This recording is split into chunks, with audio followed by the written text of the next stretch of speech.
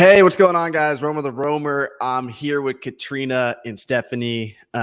They are on Instagram at, what is it, GP Book Flippers? RG Book Flippers. And they are hustlers. You guys been in the game for less than a year now, right? Collectively, yes. Yeah. I've been in it for two, but I didn't know what I was doing the first year. Right. So I try to forget about you had a that. business And I started helping partner her out about a year ago. Okay. Yeah. So these two are ambitious. I met Stephanie at Turn the Page in Chicago. That was the first time we crossed paths, right? Yeah, it was. Yeah. So when I saw you there, you were like intently taking notes. You were really paying attention. And I remember talking to you. Side note, at that Turn the Page, I was like so hungover that day.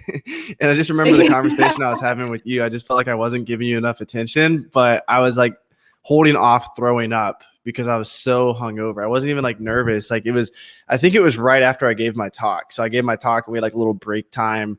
And then I was listening to you and like, I really enjoyed our conversation, but then I held it off long enough and I went upstairs and just puked out on the sidewalk.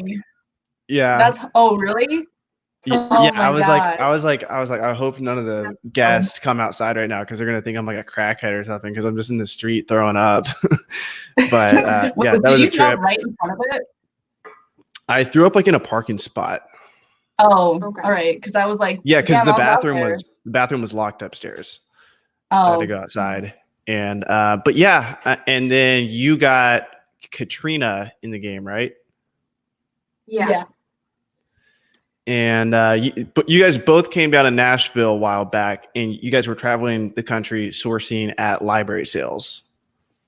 Mm-hmm. Yeah, we went right next to your where you live for a book sale in Nashville. Yeah, we were a little bummed that you weren't there. We really wanted to see like the Bellevue book sale. Yep. We were ready to race. Yeah, we crushed everybody there though. Yep. Nice. There's some amateurs in there. It's a pretty good book sale. Yeah, I remember at that book sale, people are weird because they leave. I mean, most book sales, I think people leave way too early. They just they get in, they get out, and there's so much like good stuff still to be scanned, so many type-ins. But do you want to talk a little bit about your journey and what has been successful for you guys so far in terms of really making this work? Sure. Well, when I first started, I didn't know what I was doing. I think I have like ADD. So I bought a course and I didn't sit down and watch all of the videos because it took forever. So for me, I like learn a piece of information. I'm like, oh, I got this. So I ran and started doing things.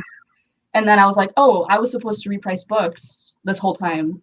So I had to go back and watch the course like a few months later. And then I was like, oh, I got to remove books too. So I would watch more of the course. And so for me, it took a while for me to like figure out a system. And that's when I finally watched the video by Caleb Roth. He was talking about, what was he talking about? The one book method or the one box method or? No, it was actually a video on Reagan's YouTube video. It's not a famous video. It's like 2 minutes long and it's him kind of going over the numbers you need to have to make 6 figures a year or something like that. Gotcha. And that's when it clicked finally that, you know, I didn't have a system. I didn't have a lister. So when I watched that video, I hired my sister to do all of my listing. And all of a sudden I was able to send her all these books and they were getting listed the week that we got them. How much do you pay her? I was doing it. $11 an hour. I do that. And she's a teenager, so she likes that money. I pay all my listers $12 and they love it. They get to work from home. Most of them are part-time, but it's kind of a relaxing job. I think it can be stressful for us for various reasons, but for other people, if you just tell them what to do, it's like a game. But for me, it gets kind of stressful because I'm like, wait, this book tanked in price, or I should be sourcing right now, or I should be doing something else. So I at a certain point, I stopped listing because it stressed me out. Oh, so you never liked listing when you did it, when you first I started? did. I liked it at the very beginning because they gamify Accelerlist. They make Accelerist to where it's like you can see your target profit, and I enjoyed it. And when everything was going smooth, I really liked it. But then I knew that I should have been doing something different with my time if I wanted to build a book business rather than just a side hustle. So that's when it became really not that fun. Yeah, I get that. When I listened to the E-Myth book, I'm sure you've read that one, right? Yeah. That's kind of when you really realize, oh, there's a lot I'm doing wrong. And yeah. But that's my the game changer is hiring a lister for sure. How did you start out? Because I know you had a partner a while back, but did you start out like cherry picking? Yeah, I've basically always cherry picked since I started, and then I purchased a course at thrift stores. Was it Bookselling 101? Yeah, I think that was it. Yeah, I forgot. I think that's the most famous course out right now. It was $100 before I take over and make my course. Oh yeah, then yours is going to be the next when's that one coming out? So we have a 7-day challenge here. I'm going to give a little intro for that in a second. We made a pretty cool clip for it. So the 7-day challenge, actually, like what you just said, you said that you were taking the course, but you were like, there's too much. He's talking too much. I'm going to go take action right now. I already know how to do this. The 7-day challenge, the videos are literally like 1 minute each. And so it's just it's like, listen to what I'm saying, buy this scanner on Amazon, do this, like map out your city this way, go take action. Don't think about this shit twice. Like do what I'm about to say. It's not that complicated. It's like a 1:20 video. And it's like, just go fucking do it. Like there's nothing else for me to say. And then I'm like, when you go in the thrift store, you're going to do these 3 things. And it's literally like a course that I would have made for myself that I just I just wish I would have known this stuff. And it's like the actionable steps you can take that you should take. And it's not easy stuff. It's like go in the thrift store, and the first thing you got to do is go talk to the manager. That's the first thing. You ask for backroom access immediately. Like that's the first thing you do. And that's going to turn a lot of people off because a lot of people are introverts in this business. That's why they get into reselling. They don't like talking to people. You guys are good though, I can tell, because you've already established some connections. And so that's the first thing. You go in, you establish a relation, or not a relationship, but you talk to the manager, you get that relationship going. You say, hey, can I get backroom access? If she says no, then you start scanning the books on the shelf. Then you bounce, you only scan the nonfiction books, and you go to the next store, and you're supposed to bang out like 15 to 20 stores a day. It's like an aggressive approach, but for the first 7 days. And the whole point of the challenge is to make your first 1,000 selling on Amazon. So here's my virtual assistant, probably for like a collective like $4.50, made this video right here. So check this out. 7-day challenge.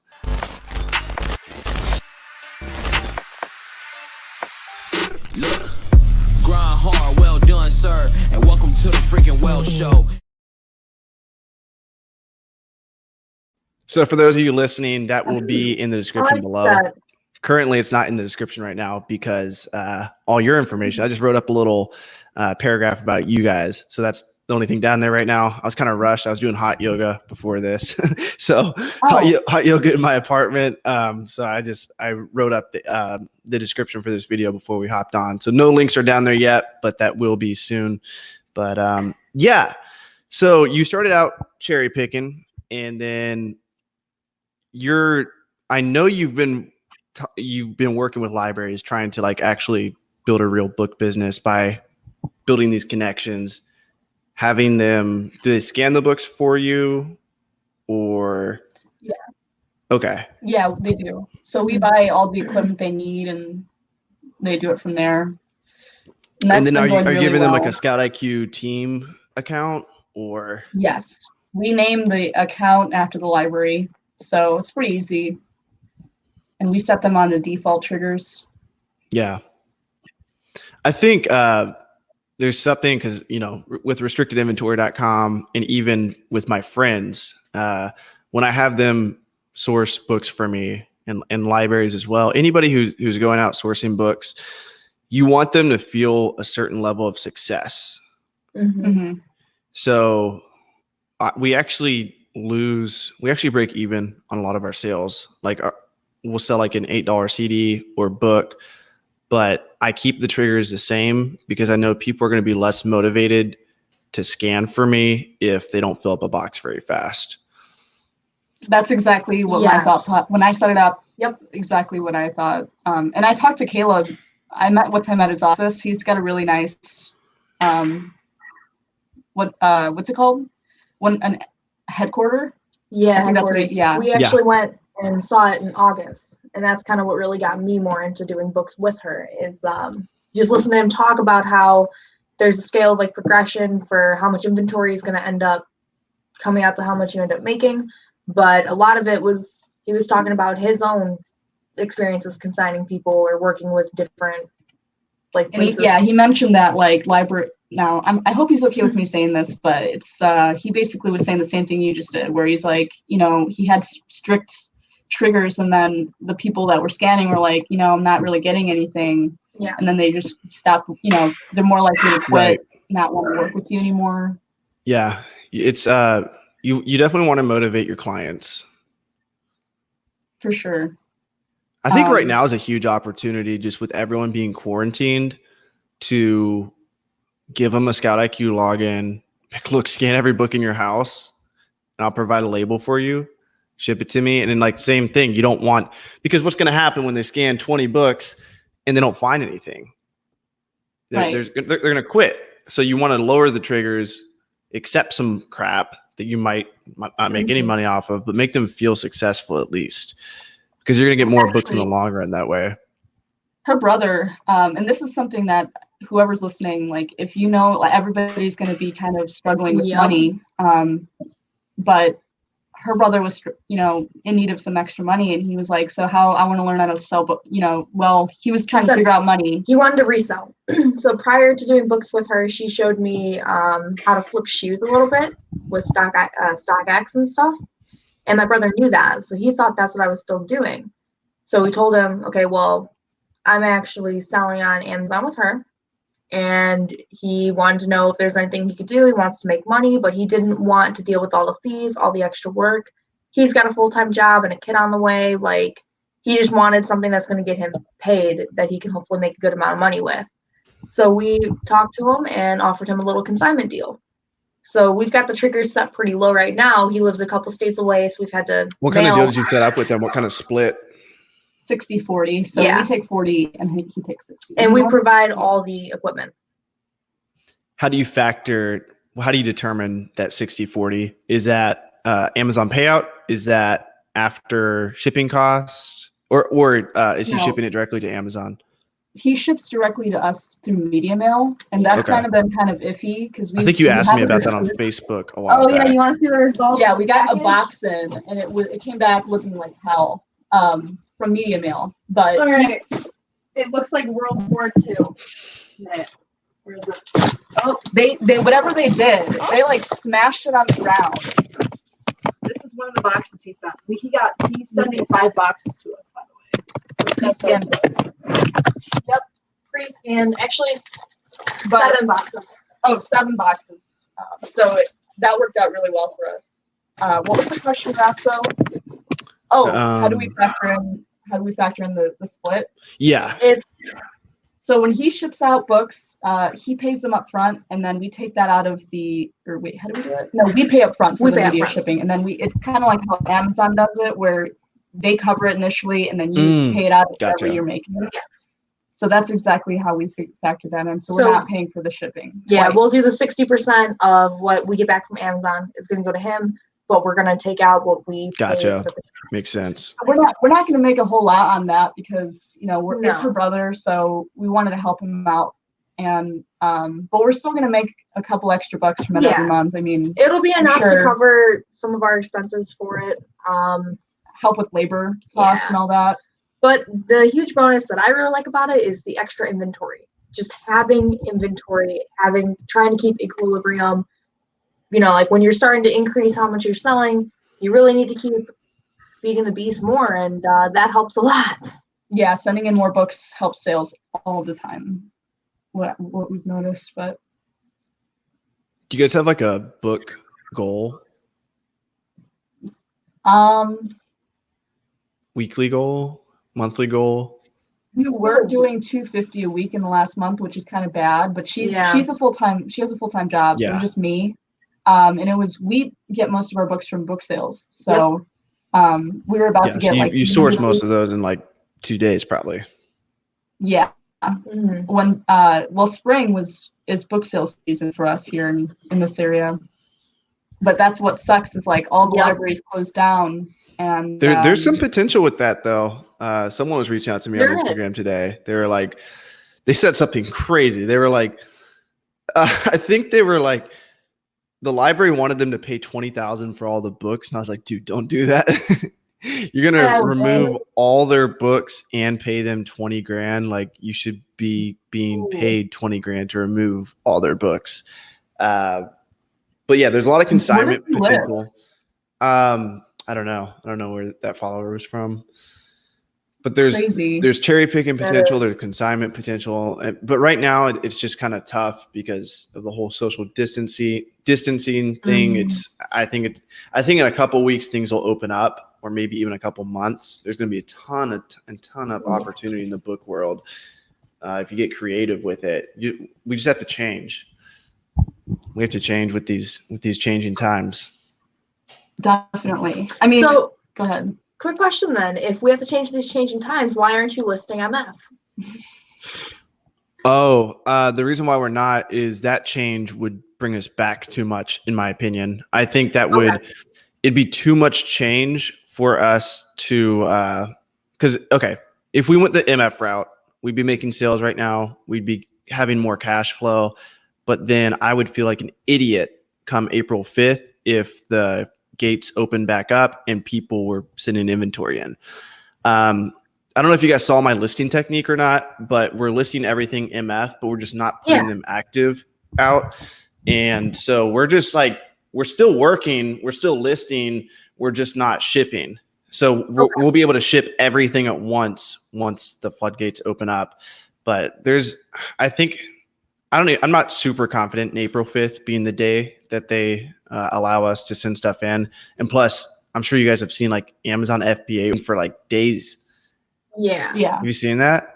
And I just got someone added me in an Instagram post where like a New York warehouse, like JFK 8, like all the employees like quit at once.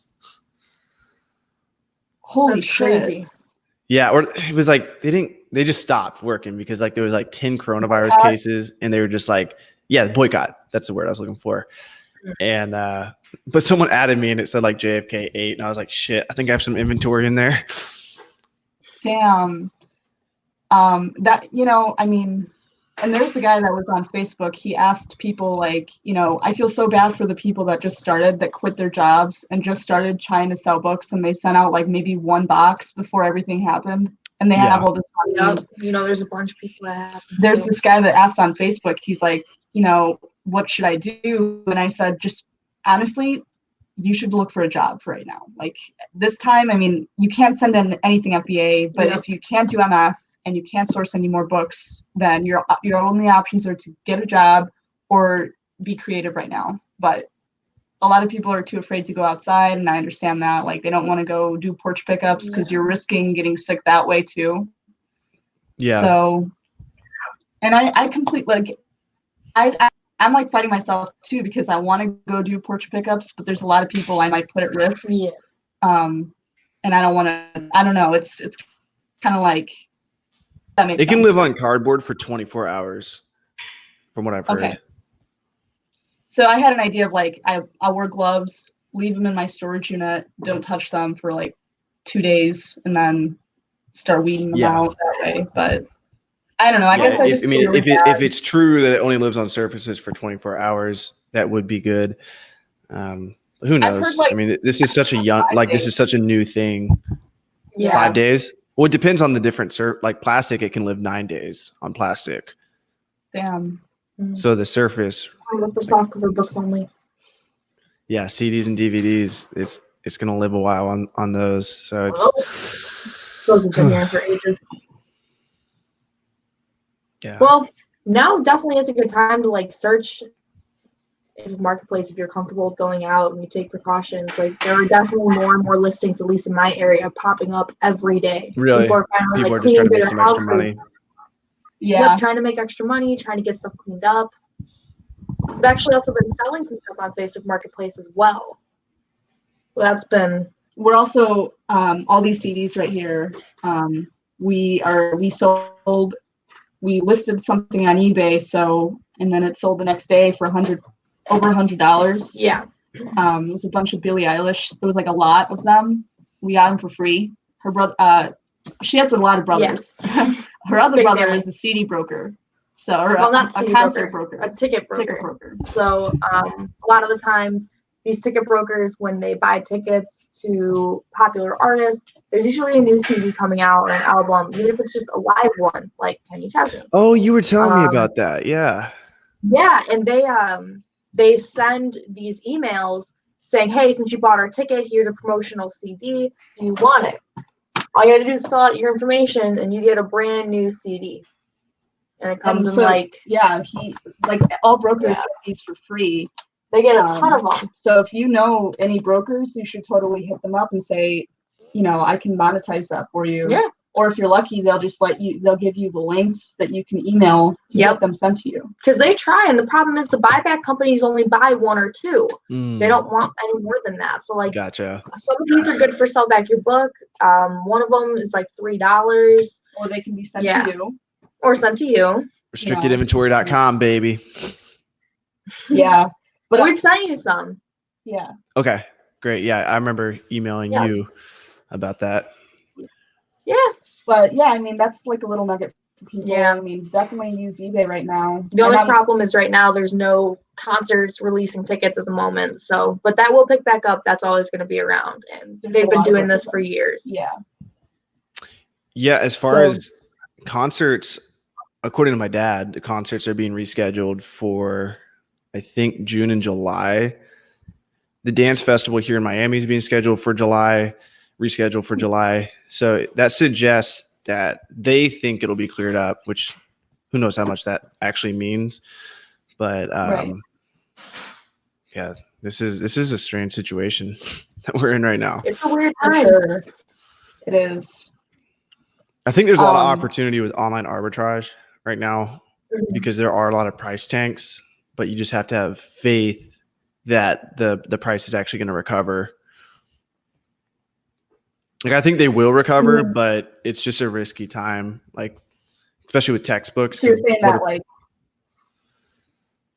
sorry, go ahead. Say that again. No, I was. Are you saying like for books or all? Well, I get, yeah, it really depends because I'm actually shooting like an online arbitrage course right now, and I'm noticing like a decent amount of price tanks, but it's like, how much is it going to change next semester? Like, how many kids are not going to go back to school? How is that going to affect the textbook market? Yeah. So do you think the prices are tanking because schools are out and some people don't think? It's tank. It's just a natural price tank right now. But like, I'm seeing like some books just go lower and lower. Of course, every year the books do go lower, generally speaking. But kids aren't buying books. Like usually throughout the semester, they purchase books, but they're not buying books right now.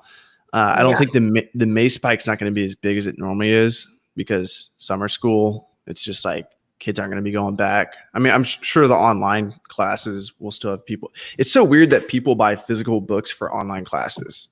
That's so strange to me. Yeah, but that's good for all of us. I'm grateful for it, but it's still like, it just doesn't make much sense. Yep. Like you're already doing everything else online. I mean, when I was an online student, because I took my whole schooling online, that's how I got my degree. And I always got I would choose like online if it was cheaper, but I learned better when it's in front of me in my hand. Maybe that's why. Could be that. Because it hurts my eyes all the time. Like it's easier to read when I can trace my finger on the words. I don't know. Maybe I'm old school. Well, I've also read a study, and I wish I knew the link of it, but pretty much it's saying that the younger generations, like millennials and younger, actually prefer physical books. Even what generation is it right now? It's in high school, Gen X, and I think it's Gen Z too. So. Yeah, Gen Z. Yeah, and Gen Z too. They also prefer something physical because they're so used to everything being on a screen that like sit there and scroll for hours. Yeah, and I never couldn't feel read a like book you on read on my phone just because I check Instagram every 5 Yeah. minutes. When I'm reading a book, I don't have the option to go check my Instagram DMs. Like I can't turn the page and look at my DM box. So do you opt for ebooks and like No, I only read on- ebooks if it's like a book I think I'll only read like 5 pages of. I'll just type in the name of the book and then PDF version, and I'll go online and I'll just read it. I'll scroll through it. But if it's a book I know that I want to take notes in, highlight it, I always get the physical book. I just bought a physical book recently. I mean, I buy them on Amazon all the time, but I got this packing slip. It was a merchant fulfilled book, and it said, we thank you because you give our team jobs. Like you buying from us gives someone a job, and it gives them the life skills in order to blah blah blah. And I just thought that was really cool. So we're gonna start doing that with our SKUs or our descriptions. Oh, I like that's that. awesome. Yeah, That's a pretty nice thing. That could be something to include. For sure. I would like to see how much that really makes a difference, like the description. Yeah. Like how much people actually really look at it, but who knows? Made me feel good for That's a good way sure. to test it, though. Say that again. That's a good way to test it because you can assume that you should get more positive feedback for having that on Yeah. there. I wonder if it's against the rules to ask for feedback in the description. Like if you enjoyed our service, please leave our store feedback. That might be against terms of service. I don't know. Yeah, I have no idea. I I'd know like you to know about that. Yeah, because I know you can include that in like a piece of paper in MF orders, but Yeah, there's really a way to get it on there. that's the benefit of MF. I bet MF people have way more reviews than FBA people because they can put that slip in there. Yeah, I've actually been seeing that on different like reseller groups on Facebook that they are getting people that are switching over to MF are starting to get more reviews. That's good and bad. Yeah, I just think MF at scale, it's just like you have to have a centralized operation. And the way I'm set up right now, I have like 6 different locations that we ship books to. So it's just like I would be setting up a different MF operation in each lister's house, which would be a nightmare. Oh, yeah, that would be. Because you got to train them on how to do all the. Yeah, I'd have to make a whole manual, write it out, and then I could probably sell that manual to everyone else. Like, because I would have to make it perfect. I would have to make sure that like the weakest link on our team could still have an organized space. And then I'm using their space. And it's like, at what point do I have to compensate them for using their space? I'm already using their space now, but I would really be using their space. Yeah. Yeah. My question about MF, and this is something that worried me, is how many packages don't arrive to the right person when you're using media mail for the post office? Like, I don't normally trust them all the time. Does Amazon use media mail ever? You can buy it on there for MF orders. MF, yeah. Like, I'm pretty sure I've had media mail delivered to me from Amazon. Have you? From merchant? From Amazon itself, like FBA? Either one. Well, I guess, yeah, if it was, I guess we're talking about FBA. I still feel like I have. I don't know. Because merchant, like, there's the option for the label to be media mail. Okay. When you're buying the shipping label for merchant fulfilled. Gotcha. Well, I guess, yeah, because with us, it's one of the default options. Is usually one of the cheapest is media mail. Yeah. So that's how we're able to make a profit on a lot of those like low cost books. So my concern was like, especially right now that everything's kind of crazy, what are the chances that your book's not going to get to the right person, or there's going to be a delay? And then will Amazon punish you for that if the post office messes up your order?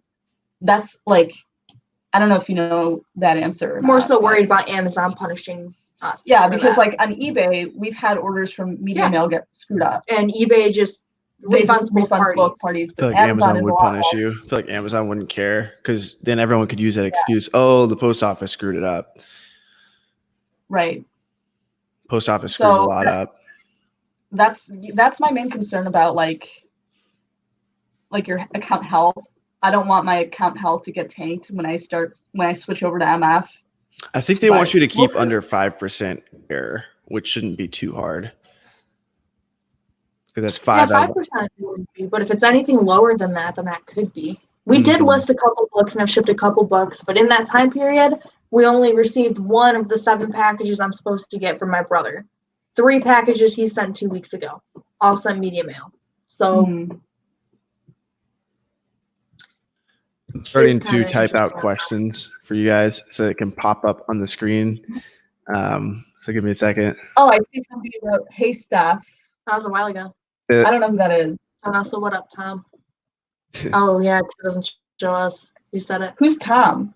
Okay, so Tom is, you know Katrina? Tom's probably the editor for Hey Staff.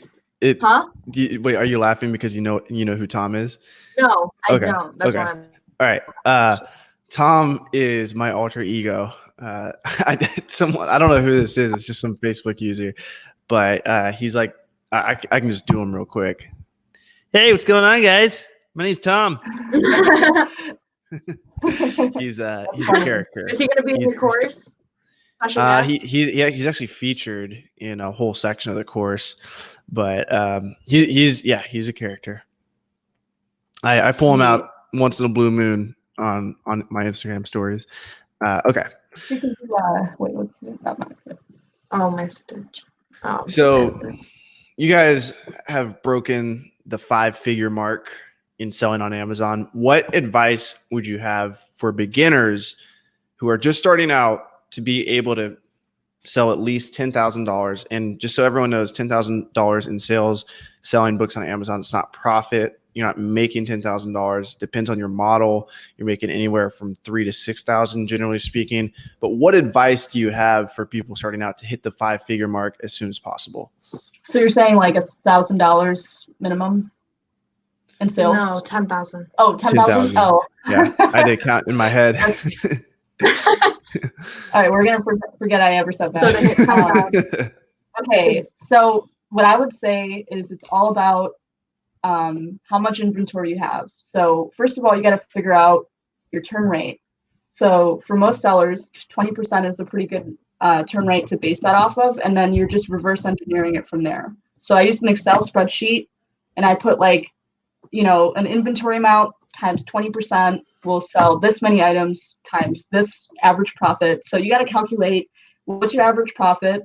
So if you want to be on the low end, maybe $3, and then you can kind of figure it into that. So for us, we didn't start selling 10,000 in a month until we got to about 2,000 items. Yeah. Like 1,500, yeah, about 2,000 items. But we were also starting to send in books more consistently. So it's a mixture of growing your inventory and sending in as much as you can every single week.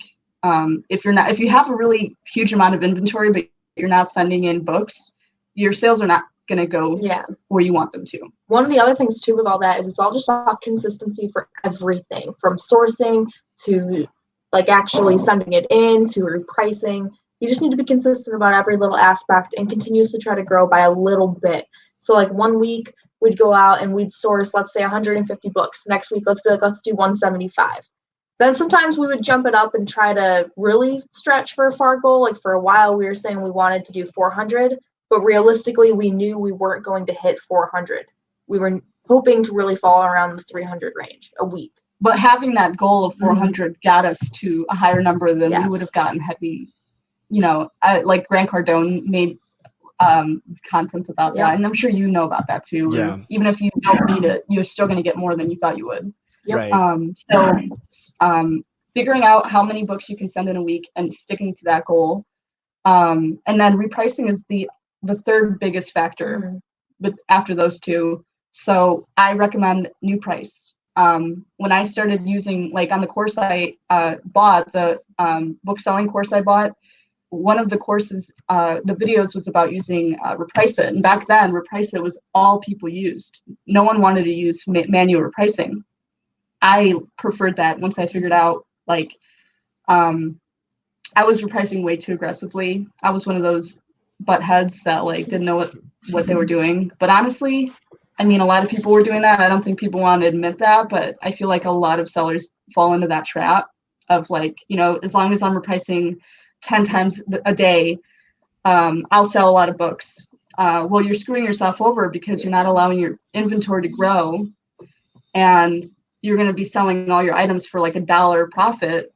And at that point, you're losing money on some books. So, and then on top of that, it doesn't reprice most of the books that you have. So you're really doing yourself a huge disservice if you're not manually repricing. And you will see huge sales increases just from that alone, because you're going to have better prices on Amazon. How do you how much inventory do you have? Right now, we started them. It's at like 2,700. How long does it take you to reprice all that? And how often are you repricing all that? Well, I use, if I want to go quick, I go on Seller Central, or no, New Price. I'm sorry. It takes about 2 to 3 hours. Okay. If New Price is cooperating right, like it depends. Sometimes when it loads for like sometimes New Price kind of gets backed up, and then I have to restart my computer. I wish there was a way. What I like about Amazon Seller Central is it gets page 1, page 2, page 3, whereas New Price, it's like a never-ending stream that you keep on growing as you hit the load more button. So I wish that we could have pages on. It does have memory now, though, doesn't it?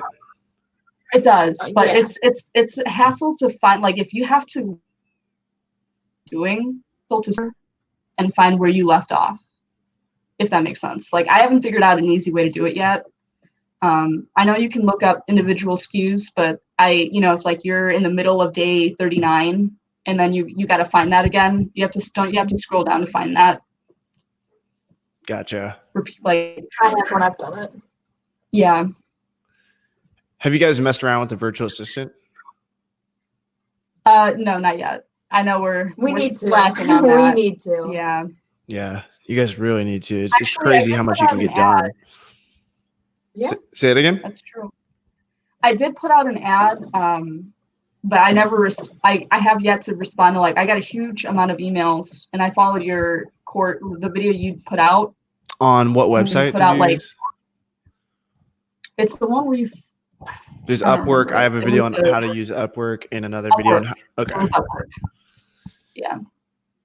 And so, I mean, if people are watching, you're going to get a bunch of people responding to you, just so you know. And you're going to keep getting emails like days after you post it. What stopped you from using What stopped me from responding?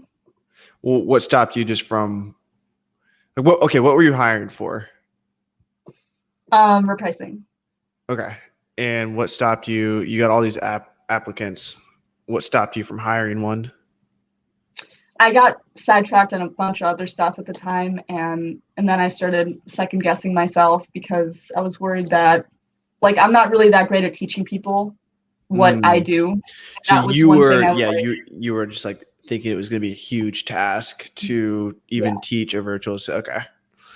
I mean, because repricing is one of the most important things in a book business, having the right. So if somebody messes up a price where they put the decimal place in the wrong spot, that could lose you a lot of money. Definitely did that once. Sorry. But for me, the biggest thing that set me back is I'm trying to figure out how to teach somebody my method. Gotcha. And that's what I'm bad at. I have a manual. I have a manual for my virtual assistant, and it tells him what to do as far as repricing, what inventory to reprice based on its age. So 0 to 60, 60 to 120. Mm-hmm. And then for each age, it's got the rank ranges that I have different rules for as well. So 1,000 to 100,000, 100,000 to 1,000,000.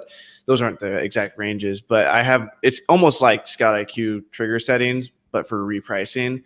And then I have something called a significant gap. So that's what New Price is all about. And that's the benefit of using New Price. Because if you use New Price, you can look for these significant gaps. So what I deem a significant gap changes based on the inventory age. If the inventory is really fresh, the significant gap doesn't have to be as big. If the inventory is a little bit older and higher rank, I want a pretty significant gap to justify pricing the book $7, $8, $9 higher. So I have this template, and remind me after this call, I'll give it to you guys and you guys can test it out because it's going to be part of my my information products, because we're actually chopping my information products up. So we're going to be selling the manuals separately. So it's going to be part of the manual product that we sell, all my manuals. And I really think this is one of the best manuals I've created, because you can always tell when a manual is good based on, like, if you give it to someone, how many questions they ask you after you give it to them, like how many follow-up questions were like, how do you do this? How do you do that? And I've given it to 2 different virtual assistants, and it's just been like, they don't ask questions. They do the job right. I had one guy record himself, because you know how it is. And when someone's touching your inventory, you get all paranoid. You're like, this person's repricing $100 textbooks. I was like, I just want you to record yourself. And so he sent me a long video, and I just went to different parts of the video. And the rules are made in a way to where they can't screw it up. It's not really like up in the air, like, oh, like if your gut, it's like, for us, that's how we reprice, and it's okay, because we're we're booksellers. We understand the game. But when you have someone else do it, you want it to be like very linear, very if this, then that. You don't want there to be like, oh, well, my gut told me to price this $120 book at $60. Like, you don't want it like that. So that kind of leads me to my next question. I know you guys have had success delegating, and but not virtual assistants, apparently. What advice would you have for delegating? You guys have hired your first lister. What advice would you have for people? Okay, so can you elaborate a little bit on that? Like, what do you mean? How'd you hire a lister? How'd you get someone else to list books for you? I mean, really, that's what it comes down to. It doesn't matter where I guess it does matter where you found the person, but like the whole system. How'd you hire someone? Who were they? How did you teach them how to list books? How are you ensuring that they're not screwing up the process? Just walk us through how you made these decisions. Okay, so I got lucky, and my sister had just gotten fired from her job, and she noticed that I was constantly bringing all this stuff home and listing books and stuff, and she asked me if she could work for me, and I said sure. So I guess for me, this isn't the best lesson, but if you have a relative out there, I mean, I've heard people say don't hire relatives or friends, but for me, it's worked out great. My sister has been with me doing listing for me for over a year almost now. She's super loyal. I haven't had any issues with turnover with her. My main issue was kind of what you were saying. I was not good at creating manuals. I was one of those people that, I just do things and I go with my gut. So for her, she had to figure out what the hell she was doing. And just figure this shit out. Here's the books. Yeah. Just figure it out.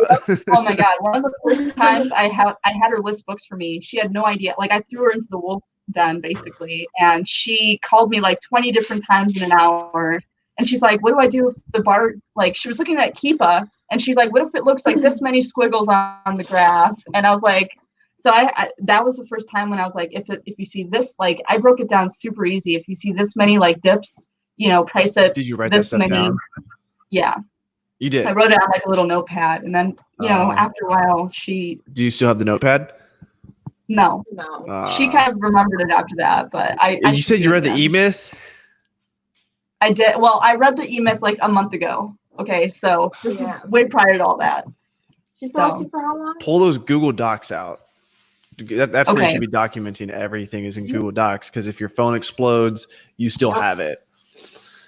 Yeah. Right, and that's I'm gonna create videos during this downtime in case she starts calling me when I'm not around. The biggest issue that she has is usually with the printer.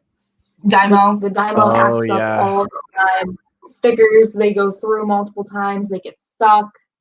Yeah, it'll wrap itself around itself and it'll try to keep pulling. Gotcha. Yeah. So the other area that we hired people to help was for scouting and stuff like that. That's fun. I put out an ad on Indeed to hire people to scout books in the area, and I was going to pay them $2 a book. And then I kept getting emails from people from Georgia, and I live in Chicago area, so I was like, what? And she would call me, and she had a really sweet Southern accent, but I mean, on the ad, it said Chicago area. Yeah. But I mean, that's something that you could do, I guess, if you want to. We've had other luck getting people to source for us through actually my job. So I manage a dairy Queen, I got a lot of teenagers that work for me. Teenagers love cash. Teenagers love less cash than an adult would want. So it's really easy for us to be like, hey, do you want to come and do this with us? And we'll pay you this much. And 9 times out of 10, they say yes. So that's worked out really well for us too as teenagers. And did you say you're paying them per hour, or you were going with the per book route? Hourly. So with the teenagers, it could be hourly, or it would be depending on what it is. Like there's $20 to go do this. Like it might be, hey, come with me to go pick up this many boxes just because I don't want to lift that much. And you'll make $15 because we'll only be gone half an hour or whatever. And they're usually like, yeah. Hippie flipping coming in and saying, I stay looking for significant gaps. He says, let me get that. I'll review your manual. Shoot me a DM on Instagram and I'll shoot you that manual. But that's it for free manual pass outs. Not passing out to anybody else. Yeah. I'm going to show you guys one of my manuals real quick though. This is how you got to start documenting stuff. And I really found this out recently because I have manuals, but making your manuals like this really helps. So if you guys look, this isn't one of my best manuals, but this is a Dymo manual. And so it just tells you what to do. So first unplug it. Okay, you unplugged it, hit the light button. Like just go through these steps 1, 2, 3, 4. Here's a better example. Oh wait, not that one. I do a lot of unlisted YouTube videos though. So what you can do is you can screen record and upload. If you screen record with Loom, you want to upload it to YouTube because on YouTube it's going to be there forever. On Loom, it's probably going to go away or they'll try charging you eventually. So if you do a Loom video, Loom's a Chrome extension. You can record your screen and walk people through how to do something. Make sure to download it, upload it to YouTube, and then just upload it unlisted so not everyone can see it. And then that way it'll last forever. Sweet. I turned that on for you. You should start doing that. Turn that on for you. That's awesome. Thank you. We're Yeah. definitely going to start doing that, especially using that Loom Chrome extension. Yeah. Here's one of my manuals. I don't want to scroll down too far on this one, but this is how we send reports for restrictedinventory.com. You can see it's literally just 1, 2, 3, 4, 5, 6, 7. That's how you want to do it. So when you sit down and whenever they ask a question, like whenever your sister calls you up and she's like, I don't understand how to do this, that's when you have to, it sucks, but you have to stop what you're doing. You have to open up the manual and you have to thoroughly think of a solution and add that to whatever step you're doing. So it's great. Like you should get excited when they ask questions because you're like, okay, she's asking a question. How can we fix this? Because your sister's not going to be there forever. You're likely going to hire someone else and then bring the new person on. Whatever question your sister asked, it's going to be in the manual. And some people are more qualified than others. Some people won't have the same questions, but you should strive for the employee. Like when making the manual, you want the most high maintenance employee possible. You want the person that's going to ask all the questions so you can have a manual that's actually worth a damn. And versus having like someone who's just really intuitive, they know what to do, then you're only going to have like 10 steps in the manual. And then when you actually delegate it to like 10 other people, you're going to have to really beef that manual up to like 30. For sure. No, we should start writing manuals. We like definitely that. have a lot of, from all the questions I've gotten over the year, I'll be able to write a book. We do have a sourcing manual. It's not the best. It was kind of put together last minute for my brother. Okay. As well as like for the different libraries we work with. But one of our phone calls we had with you, we were like, talking about manuals. Definitely helped us get on track with that. I wanted to just probably like the next day. Yeah. We had one of our manuals done, but we need to go with the ones that like she's gonna need for like the lister or those other ones. I think one of the keys is not to like get too fancy with it. I think a lot of times we want to have like bold lettering, we want to have highlighting, we want to have different sections, and you really should strive just to make it 1, 2, 3, 4, 5 30, 35, Easy. like literally like go like 150 if you have to, like literally step by step. Because what's going to happen is most of the time they don't refer back to the manual. Like, let's just be honest. When you update a manual, this is a hard thing with manuals. It's like when you update the manual, you don't update your team's brain. You have to tell them, hey, look at like step 13's been updated. You have to like text them not time and time again, but you have to really remind them like, hey, look, like, because once they have it down, they have it down. But now that you updated step 13, when you bring someone new on, that's going to be ingrained in them from day one. So it's hard with new people. That's why, like when you're just making a manual with the first employee, like it's a work in progress. But it's nicer once you have it done, because the future employees are going to be so much lower maintenance than the first one because of that. Because it's hard to change people after they get in a habit of doing something, especially if you go back and you change like 3 or 4 steps. You really have to make sure you notify them. Yeah, that's something we definitely noticed too. With when we make changes with her, she's been with us for so long that she's like, why am I changing it? She said this was working. Nice. Trying to think of more questions for you. I don't feel like typing any more questions out. Typing questions with one hand, exhausting. Oh yeah. But what are your plans moving forward, as far as like, where do you guys see yourself in, let's say, not 6 months. Where do you guys see yourself in like 2 years? Ooh, well, far out. In the last year, I've been able to basically quit my job. I mean, I used to work 30 to 40 hours a week in an internship job. And then I decided to make a bold move and said, I'm done. And then it took a few months for it to finally, like, Caleb talks about like this, if you're sending in books consistently and you're pricing responsibly, eventually you're going to see your sales grow exponentially. Yeah. And that's exactly what happened. So I was able to make basically a full-time income for myself. And that's our goal for her. Yeah. So the goal, at least over the next year, is to get me to be full-time. Right now, I have a full-time job. And then I do have student loans, so I probably will work part-time. No interest on those right now.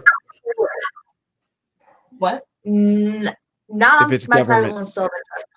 Yeah, my private loan still have interest. Oh, okay. Gotcha. If it was government, it would have been interest-free. Oh, yeah. Now's the perfect time to pay extra on government over the next couple months. It goes till September 30th.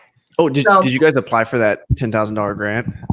Actually, did you see that? I was going to show you it. So there is a $10,000 grant that the government is for small business. Yeah.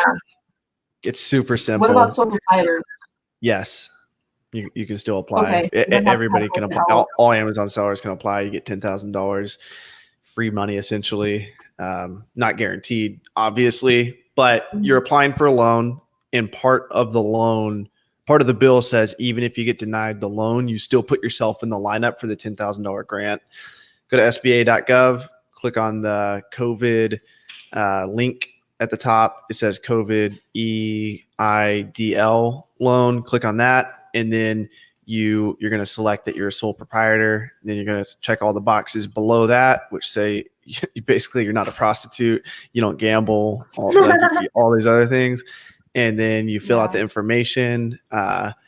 And at the very end, you check a box that says, I want to be considered for a $10,000 advance, and it's first come, first serve. So you guys should do that immediately after this interview. But you can do it on your phone. That's how simple it is. It's really easy. Sweet. Looks like there's a question on here, actually. How many people will get accepted, though? Okay, so they have $10 billion that they're giving out for the grant, I believe.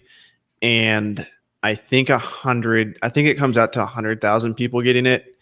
I actually sent an email out, and I watched a YouTube video. This guy named Kevin, he's a real estate agent. He broke it down. I know Kevin. Okay. I swear he said 10 billion, and he said that each grant's $10,000. So he said 10 billion divided by 10,000 is 100,000. I didn't question it. I was like, whatever. So I sent an email out to my email list, and Caleb Roth replies, and he's like, 10 billion divided by 10,000 is 1 million. So maybe 1 million people are going to get it. But I think Caleb's right. Well, I mean, Caleb's right about the calculation. Maybe I just remembered it wrong, the numbers, but I know it's $10,000, and I'm like 99% sure it's 10 billion. So if that's the case, 1 million businesses or sole proprietors will get it. That really makes a huge That really does.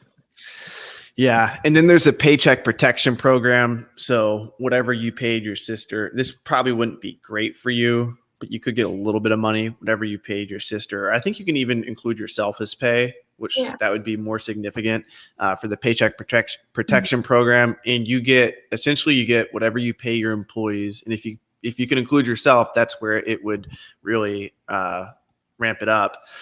But you get 2.5 times 1 month's pay for your employees. So if you paid you and your employees $4,000, you could qualify for 10 grand.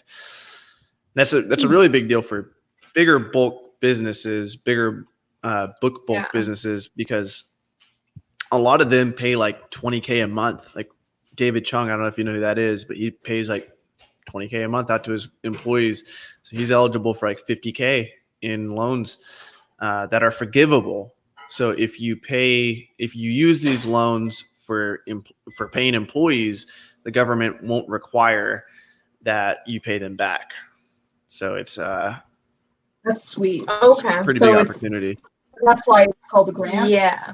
So it's a loan. Well, no. The grant's the first one I was talking about. So there's two different ones. There's the Paycheck Protection Program, and then there's the EI, Economic Injury Disaster Loan. The Economic Injury Disaster Loan, sole proprietors can apply for, and you get a $10,000 grant. The Paycheck Protection Program I don't think it's been like announced officially, like what the exact rules are, but it's 2.5 times whatever you pay your employees each month, and it's forgivable if you use the funds for what they permit you to. Okay. Yeah. That wouldn't be too bad. Yeah. And yeah, by the way, these are CD cases in the background. If you're still watching. What advice would you guys have for social media? You guys are diving in, and what's your experience been with it? What do you expect to get out of it? Okay, so I have a bad habit of asking like 8 questions at once. Oh, it's okay. So for me, like I hate being on camera, so this kind of thing kind of really makes me like nervous Get out of your right comfort now. zone. Yeah, that's exactly why I was like, you know what? It makes me nervous. We got to do it now, right? Yeah. So I'm super awkward right now. I know that, but I swear I'm not. You're 100% fine. Anyway, well, I don't know. It was your idea to do this, so why don't you tell them? Honestly, I have free time at my full-time job, so I got pretty bored, and I had a bunch of different Instagrams for different reasons. When I started selling with her, I turned it to a selling Instagram for me.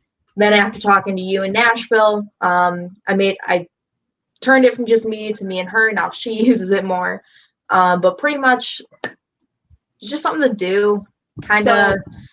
What's the biggest reward you've had from posting on social media?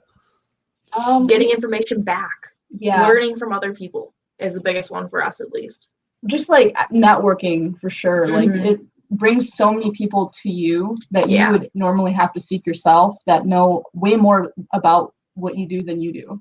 So I think it's important to stay, like we try to be really humble. Like I don't really like to brag about sales numbers ever. I don't show my good days if I'm not willing to show my worst days.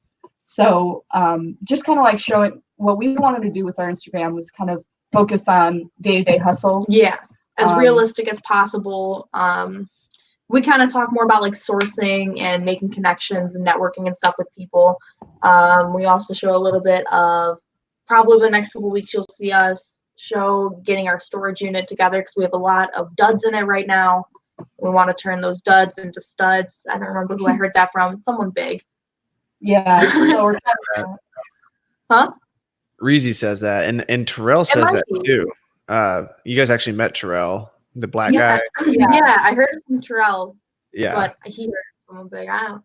That's probably We're actually Terrell's one of our new friends, by the Yes. way. Really? Yeah, we have his number and all that. Oh yeah, so, he's awesome. That's awesome. He's a good Yeah. guy. Yeah, he's awesome, dude. He's pretty but, yeah. funny. He does stand-up hilarious. comedy. I didn't know that about him Same. he's like, hey, do you guys want to go see comedy? And I was Wait, like, yeah. did you say same? Yeah, well, no, like, yeah, I didn't know that Oh, he was No. in comedy until after. I thought you guys were doing stand-up comedy. I was like, oh No. shit, let me No. come see this. I wish I was. Yeah. You are funny. But yeah, I mean, as far as advice for like social media, I would just say don't be one of those guys that tries to make it super like. I mean, yeah, make it look sexy if you want to, but don't lie. Be honest, because if you're being deceitful, people will find out. Yeah. Well, the last thing you also want to do is, I guess, I don't know what I'm trying to say. We're not like Yeah. huge on social Yeah. media, so I don't know if we're necessarily the most qualified, but that's been our experience so far. Yeah. What about you? Tell us more, I guess, about what you've learned from it. Like, I guess you get so many offers every day, like people coming to you and giving you books all the time from Instagram. That's actually how I started. Was when I was in college, I posted on Snapchat, and I was like, if you guys have textbooks, I wasn't smart back then. I paid cash up front for textbooks. I don't even advocate that anymore. I don't recommend spending $40 on a book. I used to pay kids $40 for textbooks. Now I sell their books for them on consignment. But yeah, I would post on there. I'd be like, hey, I'll come and pick up your books from your dorm and I'll pay you cash. And all the kids loved it. But really, like, I mean, that was just like once a semester. I always posted on social media a lot. You guys see me, like I post so much. I always have. Like it was just different platforms. It was Snapchat. And I actually want to get back into TikTok because I do enjoy making goofy content like Tom. But I posted on Snapchat a ton. And then I graduated college and I was using social media for my landscaping company, but never got like a huge following on there. And then I started living in my car and I vlogged that. And then I really started documenting my journey. And I think I went on Reezy's show last year in January and it really blew up my reselling audience. And I just got addicted to it. But yeah, I look at it as my diary, post 4-5 times a day, like post on Instagram, like actual like posts going on my wall. Yeah. And then probably like 20 posts on my story. I'm trying to put like a piece of YouTube content out every day. Starting to get on different podcast platforms with this. Like I want this to be streamed on like 30 different platforms eventually. I'm getting better at like using content. Like I live with Raken now and he's really good at content, obviously, but like a piece of content like this, I look at this as like wholesale. I'm going to have you guys here for like an hour and a half. We can take this and we can chop it up into 16 pieces of content for Instagram. So even if this doesn't do well on YouTube, it's okay. It's a wholesale product. We can chop it up, resell, arbitrage it, resell it on Instagram. We can resell it on, I don't know if people even use Snapchat. I still use Snapchat for nudes occasionally. TikTok, Facebook. It's just like, it's endless. But the biggest reward I've gotten from social media, it's always changing. I don't know. It's hard to pinpoint what the actual biggest reward is because restrictedinventory.com was born from this. Wouldn't exist without this. So that was good. I've learned so much. I've gotten mentors from it. I don't think me and Caleb Roth would be as close if I didn't post this much because now I'm an asset to him because I can promote his company by talking about his products. And like we're friends outside of that, but it's also a plus to be able to do business together. And then, yeah, I've gotten mentors from it. So I mean, you can't really like quantify that. And I've just learned from so many different people. It helps me, I think out loud. So for me to shoot videos, even if I don't post them, I post most of them, but I think a lot of my problems out. I'm actually starting to do these YouTube videos where I just think essentially like every morning. It's called the daily grind videos. And I'll just like make a video about my daily grind. What am I doing? Like I just made recycleknowledge.com. It's going to be just kind of like similar to restrictedinventory.com, except for schools. So we're going to sell books for for schools at a 50-50 split net Oh, that's profit. pretty which awesome. I think that's going to be huge right now because schools are finally going to want to make money. I mean, they have been wanting to make money before, but private schools, colleges, like they're going to want to partner Schools with are me. closing. Schools are closing, unfortunately. I'm not as attracted to that model. Schools closing down because it's temporary. You don't. So it's like it's not consistent. Exactly. I like the consistent stuff. Yeah. But yeah, so that's mentorship, networking, thinking out loud, customers. I'm about to launch a course. We'll see how that does, but wouldn't be able to launch a course if I didn't have a following. So a lot has came from it. I just really enjoy it. I wouldn't do it if I didn't enjoy it. I think everybody can enjoy it though if they put it in the right perspective. I think people like Gary Vee says this all the time. People judge themselves too much. My YouTube videos are doing shitty as hell lately. Like go back, look, I got like less than 100 views on a lot of them, but I honestly don't care. Like I enjoy having these conversations so much. It doesn't bother me. And it's like I said, it's wholesale because I know I'm going to be able to chop this piece of content up on Instagram and it's going to do way better, or maybe it won't. And then if it doesn't do well on Instagram, maybe I can post it on Facebook and maybe it'll do well there. We have to find a platform for it. Or maybe it's going to do well on Instagram 8 months from now.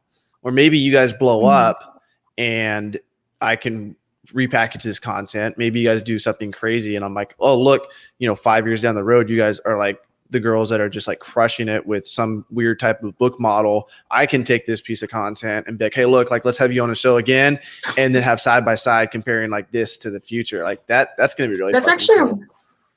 That would be sweet. All right. You're inspiring me now, dude. Now we gotta. Now I have to be on like social media more. I'm trying to be on my phone less. Look at it as your diary and make a goal to post more and be on it less. Okay. That's a good. Okay. Yeah. Be Well, on that's social actually media. a double whammy. Post twice as much on social media, but be on social media half as much as you have been. That means you're not going to be continuously recording for it or retyping or. If you really want to go hard with this, record all your content on your camera, even like your story content. This is like super hardcore. If you like don't want to use social media at all. If you really want to go hardcore, like this is like really weird, but like I've been like super anti-social media / Mr. Social Media at the same time. Like when those really conflicted back in the day, what I would do is I would turn my phone on airplane mode and I would record all my content for the story because I wouldn't want to. It's too hard to do story content on the camera, I think, like on the camera photo app. So I would turn my phone on airplane mode all day, record all the content, make sure you don't close the app. Otherwise, it's going to delete all the data. And then when you get home, turn your phone off airplane mode and post all of it. So if you want to do story content that way. You can post all your regular content just through the phone camera app, just record all of it. And then at the end of the day, you have all your pictures and just post. Use I think it's creator.business. There's Facebook business creator something. I don't know the exact link, but go there and actually like save this on your phone. And so you'll open up the Safari app or whatever your search engine app is on your phone, and you can post content. You can schedule content out. So it's important not to be super attached to your content. And I'm actually struggling with this right now, to where you post a piece of content and you become addicted to the results because your brain realizes, oh, I just posted something. And then you're like a little rat hitting the refresh feed for the next 2 hours because that's when all the comments and likes are going to come in. So getting, I guess not disengaged, but you're not attached to the outcome of your content as much. And you're optimizing the time you post it. So with the business creator app, you can schedule the post. So if you make 20 pieces of content in one day, it's kind of like sourcing books, because with sourcing books, you'll like the 250 books you guys get are probably all on Friday, Saturday at the book sales, 95% of them. So it's kind of like the same thing with content. You're going to have days where you feel really good. You guys are both in a really good mood. You produce a ton of funny content, maybe 20 pieces of content. You don't want to post those 20 pieces of content in the same day. So what you can do is you can open up the Facebook Creator Business Studio, whatever the hell it's called, and you can schedule out for the next like literally 20 days, one piece of content at 5 o'clock each day. For that right now. She's gonna look it up right now. Yeah, I'm gonna look that up right now. So that way, what you're doing is you're optimizing the time you're posting. I think the best time to post is around 5 o'clock, 6 o'clock, or maybe 5 o'clock Central Time, 6, 7 o'clock Eastern Time. That's when my content does the best. It's when most of my followers are on there, and that way you're not posting like 5 pieces of content in one day. It's just fine if you post 5 pieces of content a day, that's completely fine. But if you're someone who doesn't post content that much, you don't want to waste your content by posting all in one day. Like if you all of a sudden recorded 20 pieces of content, that's not consistent. So save it and schedule it out in the future. And then maybe like the next 3 days, you don't produce any content, but you have content still coming out from that one day. Yeah. And people don't get bored because people are going to be like, she's already posted this 3 times in one day. Like, I don't want to see it. But if you remind them over several days or even several weeks, like if it's a really similar piece of content and you just know people won't resonate with it in the same week, you can schedule it out like literally like months in advance. Where that gets kind of weird when that happens. Like we've been doing that. And like I have content coming out from like me living in Nashville, Tennessee. So it's kind of strange because I live in Miami now and like the Nashville version of me is being posted, but it's whatever. I can always delete it. Yeah. I like that you have a pretty cool method going on for content. You systematize that too. Yeah. Is there an app like this for Instagram? I got the content creator. They just released an app. Did you download the app? I forgot about that. They have an app now. Yeah, I just got but yes, you can it's at least the one I was just talking about, I would do it on the website, but they just released that app like the other day. So it should be the same thing. And you can use that to schedule on Instagram as well. Sweet. Thank you for that. Yeah. I'm gonna have to try that out this week. Look at this. Something else I'm experimenting with is creating funnels. And I think I'll be able to bring this to the reselling world. There's so many people selling fucking like bullshit courses out there, and they're really good at marketing and they're really good at getting people to buy them. And they're really good at marketing principles. Like they understand everything, but the information they're selling is probably like, I don't know, if you graded it, I can't judge all of them, but I'd say like the average is like a C or a D. My point is though, like they're good at getting people to buy it. So they're good at getting people to say yes, and they're good at closing people. So I think what the reselling community is lacking right now is really closing like long-term deals where you can consistently get books over and over and over. And there's so many different ways to do it. Like I want to do it with recycleknowledge.com for schools. Mm-hmm. And you can work with libraries. You can work with thrift stores. You can work with other resellers. That's what restrictedinventory.com is. You can work with people from their house. Like you can come up with a system to have people just scan books in their house. So like I want to start like working on the funnel side of things, like really getting good at closing people online. And then we can take those same skills and use them, to actually get books, like to convince people that this is a good idea. Because at the end of the day, you want to make people happy. Like you want to get people like feeling good about, and that's a problem with reselling is people don't feel happy a lot of times. Like they feel, well, I'm saying the people who we get books from, they feel like they're getting ripped off. They feel like we're taking something from them. Oh yeah.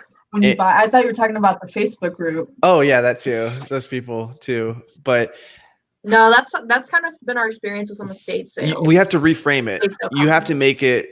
That's why I came up with the name Recycle Knowledge, like recycling. Like you have to really frame it in a good light.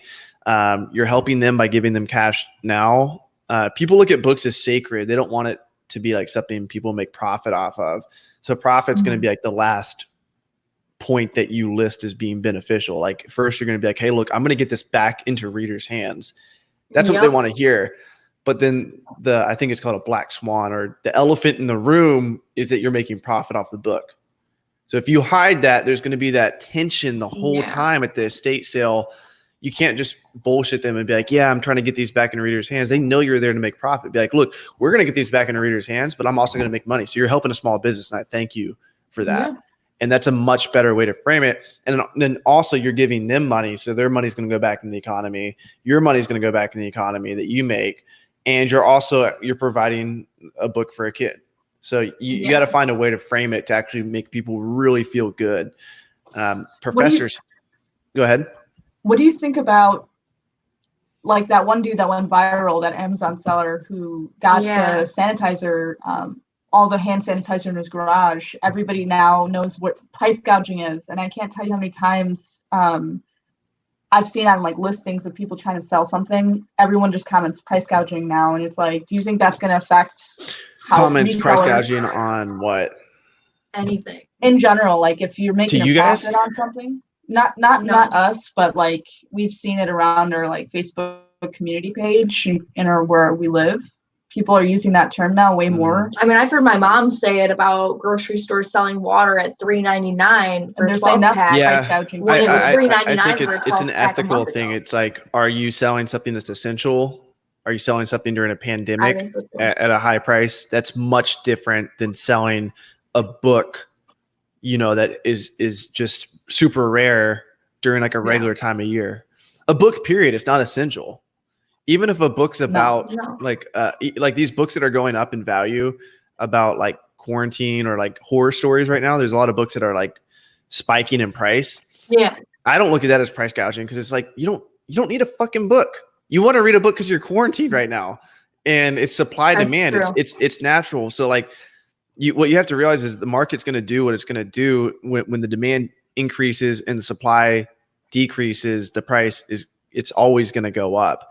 And that's the problem that these price gougers who are selling, you know, hand sanitizers and all this other essential stuff, that the problem they're dealing with right now is it's the natural way the market's going to work. The market's going to go that way anyway. So if they have repricers, the repricers are going to match the market. Is it their fault? The computer did what, you know, they programmed it to do. Like, it's not really like it's tough.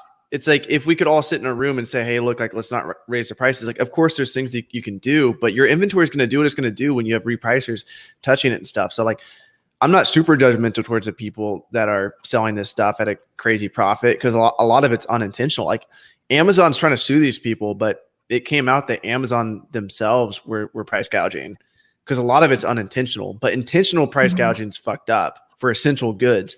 But price gouging when it comes to anything else, like books, is complete bullshit, in my opinion. I don't think the term even is being used correctly in that sense. Well, then I think that's going to make it a little bit more difficult for like resellers who commingle with other shoppers, like at a book sale, for example. Because now that term's so prevalent that they might look at us now and they're going to be, you know, a little bit more harsh to us. And because like in the last year, like when we go to book sales, normally people are pretty chill. Okay, people are chill to you. Yeah, people are not chill to me. When they see me at a book sale, for some reason, she's like a target. I'm just a target for all their bad, negative comments. Like, apparently we booksellers ruin book sales. We ruin books. We ruin reading. We ruin reading. That's the one that really got me. So I think that might increase a little bit. But for us, I mean, it doesn't matter what people think that we're next to that are shopping for books. We care more about the people that we want to work with. And honestly, we're really courteous when we're out shopping for books. Yeah, and that's what really gets me. If somebody's looking, if I'm already scanning a section and somebody that's just buying something wants to come and look at it, I mean, I'm still going to keep scanning, but I'm going to slide out of the way. I'm going to be less intrusive.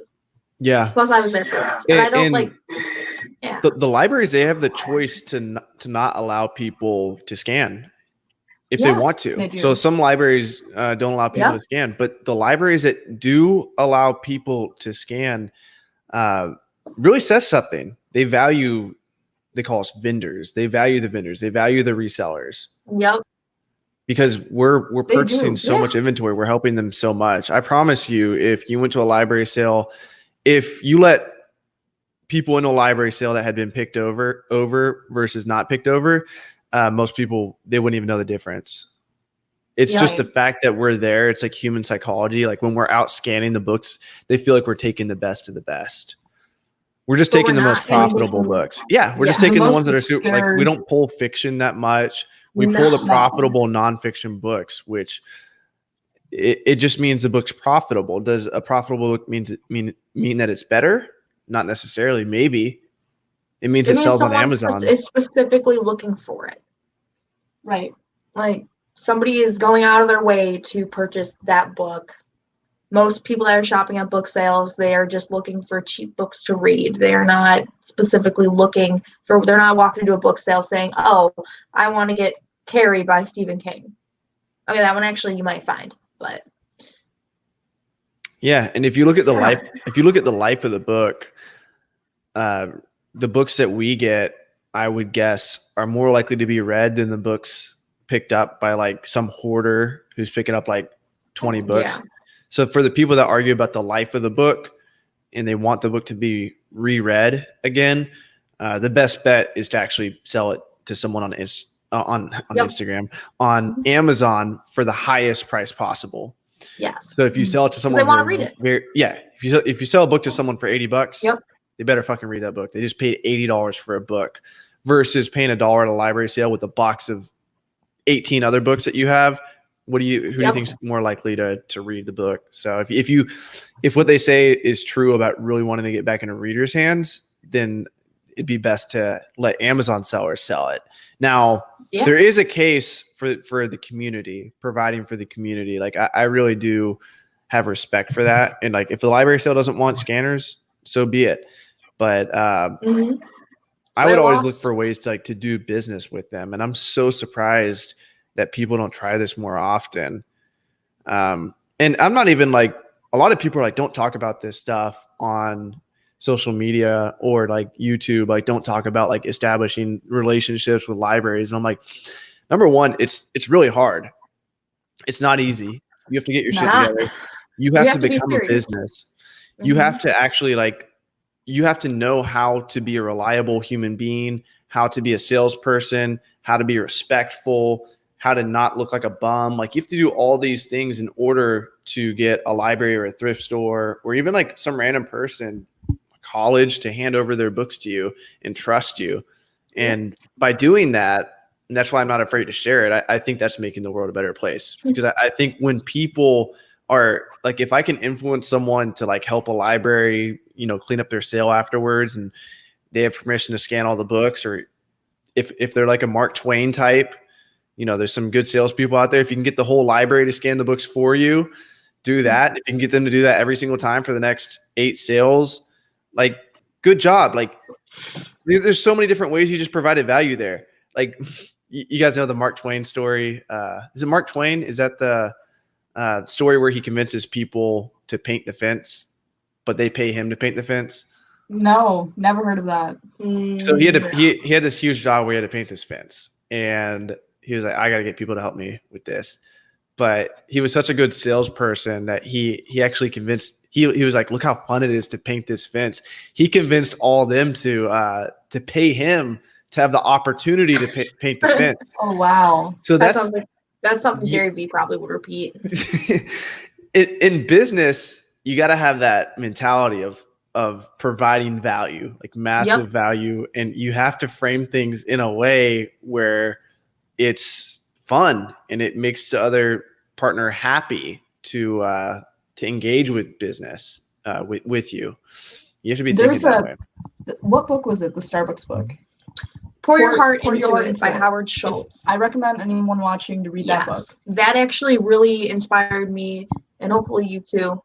We both read it about just kind of fully believing in yourself and your product and everything about it, but mostly providing a service. So he often talks about how it's technically coffee they sell, but they don't sell coffee. They sell the coffee experience. So like for us, the take that we kind of take on it is we don't necessarily sell books. We just help keep books circulate.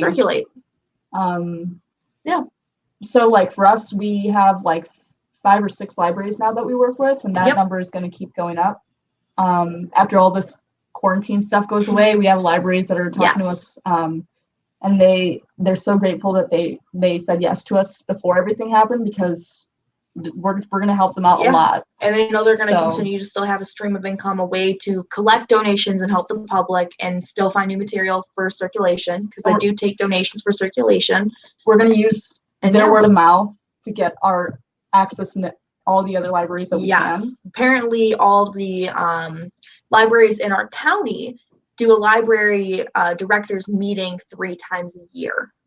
And that's something that I would have never thought because they're all different districts, they're all different towns. It's a pretty big area. There's a ton of libraries in this county, and all of the directors get together.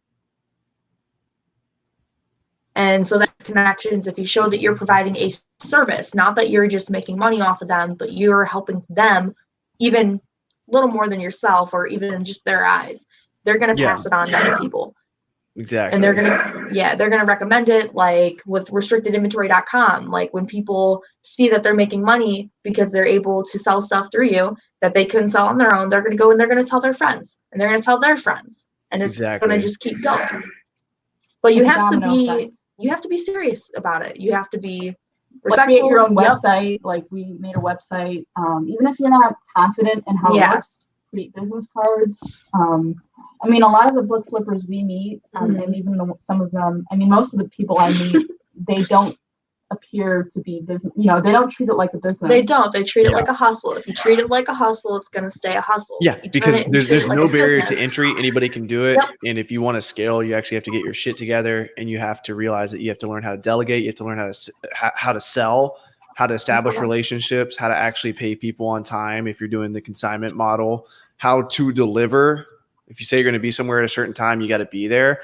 And with reselling, the beauty of it is you can do whatever the hell you want, whenever the hell you want. You go to a thrift store and make a couple $100 on a Saturday. That's beautiful. But if you want to take it to the next level, you have to actually like learn business skills. Like nothing changes. Like all businesses essentially are the same. Like they have the same principles. Yeah. And even reselling, even though it's got no barrier to entry and it's great, once you begin to scale, those same principles come back in. You have to start using those. Definitely. So, and I think you were one of the first people that I watched, and I'm so happy I did, back in like May when I was kind of still figuring out what I was doing. Like last spring sometime. I didn't know what I was doing. But I watched your channel and I just saw like you were constantly asking for backroom access, and it gave me the idea. I was going through like that backroom access phase. I was so mad because I was traveling the whole country and I didn't even consider like ever asking for backroom access. And then at the very end of my trip, I found out about it and I was like, wow, I'm an idiot because now I'm here in Nashville and I've already gotten backroom access at all the stores I can. Where when I was traveling around, I could have literally gotten backroom access at all the stores. And now what I would try and do is convince them to send me the books permanently. So if I could do that trip all over again, I would make it like my purpose. And that's why like in the 7-day challenge, I recommend this, like to go in and build that relationship first and then scan the books. I can see that being a good idea. I usually I'm more the type of scanning first and then talk to them, but that hasn't brought me many places. Unless, now that I think about it, I think your approach would really work very well because there was this one library that we drove probably like an hour out to do. We were just running some random route, testing areas that had less population farther from us, and we found this library that literally was in this old house, and they had one little bookshelf for sale. And we go in there and I ask, do you guys have books for sale? And she says, yeah. She's like, we're going to be open for like another 2 hours. I'm like, okay, well, where's your... And then she asked what we're doing with them. And we were being straight up honest. We're actually booksellers. We drove a while to get here. We're just kind of going to all the different libraries that we can, seeing what we can get, trying to meet new people and stuff. And she's like, well, you know what? We have a little book sale room that we open up twice a month. We'll bring you down there right now. And we went down there, and it was just this basement was filled with shelves upon shelves of books. We walked away with over 40 books from that location. We were there for 20 minutes. Nice. So that's one of the places that just by talking and being straight up honest about what we are and what we're doing, being nice, looking presentable, just being straightforward, it brought us backroom access. So I think you're right about going and talking to them right away because it kind of shows that you're more serious. Yeah. You're not just looking for a quick buck. And acknowledge the elephant in the room. Always acknowledge the elephant in the room. They're always they know that you're making money. And the moment you acknowledge that, it alleviates all the pressure. But when there's that fucking elephant in the corner, no matter what you're saying, you're talking, blah, blah, blah. Oh, we're going to get the books back in the reader's hands. We're going to do this. We're going to do that. There's a fucking elephant in the corner of the room, and that's all they can smell. So you have to acknowledge it as soon as possible. And you can't be ashamed of it either. Because are you ashamed of making money? You're not. Like, this is your business. It's like, no, this is what we like. We sell the books on Amazon. We make money. Books are going back into readers' hands. Boom, elephant's gone. Now you can have an actual conversation with the person. And so many people are just weird about it. And that's why it's kind of easy. The most libraries and thrift stores and just sources in general that I've talked to, they're just like, wow, like you're actually like talking to me. Like most of the other people are just like, they're so weird. They're not, they're like trying to hide something, and just be fucking open. Definitely. It boggles my mind that some people, I mean, I guess it makes sense. I mean, a lot of the resellers, they might've gotten laid off, or like disability, caused them to not be able to work. So they end up kind of gravitating towards Amazon. And maybe that's why I don't know, maybe that explains a couple of things. I mean, negativity or not wanting to scale. But I guess some people are genuinely just happy the way it is. So a lot of people are like, if the wheel's not broken, don't fix it or something. I mean, hey, if you're happy, do what makes you happy. But I know one thing's for sure. I want to leave my full-time job. I want to do this full-time. I'm going to get there. And one benefit, huge advantage for us, and you got to acknowledge what, your privilege. We're girls and we're young. Yes. And so for us, like, to come and approach people and they see that we're interested in helping, or, that we care about books, they're like, wow, you guys are like 20, you guys still touch books. You know what those are? And so that's a huge advantage for us. I mean, when a girl approaches somebody, it's not seen as us trying to hustle them. We're seen as more like, warmer, I guess. So we do have that advantage, I will say. See, that's a great story you just told yourself. Who knows if it's a true story or not? Because I tell myself different stories when I go in. I'm like, oh, I'm a young guy. They're going to like me. So as long as you tell yourself a story that makes yourself feel good, you're going to have a better sales pitch at the end of the day. But it's bad. You could have told yourself a bad story. You could have been like, oh, I'm a girl. They're not going to respect me. They're not going to think I'm a good businesswoman. You chose a better one. Really well. Yeah. And the other thing is, like, for me, I can't pitch something that I can't, like, if I don't like what I'm selling somebody, I can't talk to them for shit. So I had to come up with a pitch. That's good. That's the way it should be. Because if it was the other way around, that'd be bad. Exactly. But Yes. So you said when you feel comfortable about a product or a service, you're able to pitch it better. Very much, yeah. Like when I had a pitch that I was like not for sure on, I couldn't even make eye contact, and it, like, you could see it all over my body language. I don't know how some people can do it where they're selling crap, but for me, I had to I think even people who are selling crap reframe it in a way. Most ethical people who are selling shit. If you're an ethical person selling shit, you reframed it in a way to where you didn't think you were selling shit, even if you knew deep down you were.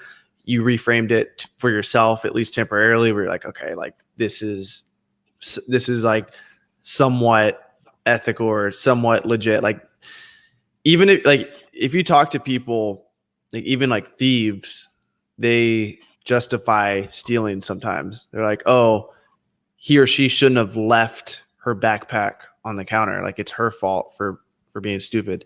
Like, they justified it. Not the best justification, but it's still justified nonetheless.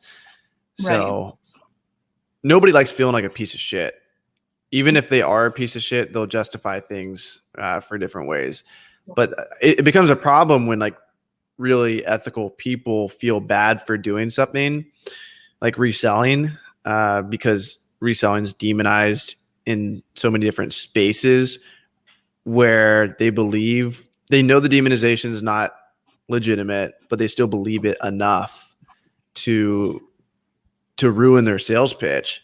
It's like they don't believe it deep down, but they know that the person that they're pitching it to may have the same beliefs about reselling, and because it stifles them, because now they're like, oh, I can't pitch it because this person's probably not going to believe it anyway. That's why, like, even if you have to do affirmations or something, like, really convince yourself that what you're doing is good, and write a list of all the good things about it. Getting books back into readers' hands, making money yourself, making them money, and go over that list time and time again until you really believe it, because it's going to manifest itself on your body whenever you go in to make a sales pitch. if you don't believe it. And like you said, you feel more comfortable when you really do believe it. Definitely. You should definitely pull up that comment. We got Michelle in here. She's saying, when I spoke to people, they were more concerned that I could make money with books and that they would be taking advantage of me by selling the books. All right. I have to agree with that. So my full-time job is I manage a Dairy Queen. So some days I see hundreds of different people. Well, we close every winter. So in the winter, I was able to dive in and do books full-time. But now, my Dairy Queen store is open, so I'm there running it. And people ask me all the time, what did you do over the winter? Oh, did you do anything outside of here? What are you going to do next winter? So I tell them, I own an online bookstore. Well, co-own. And now I've got customers that bring me books for free. And I'll ask them, I'll be like, hey, you know what? Let me give you a couple bucks for these.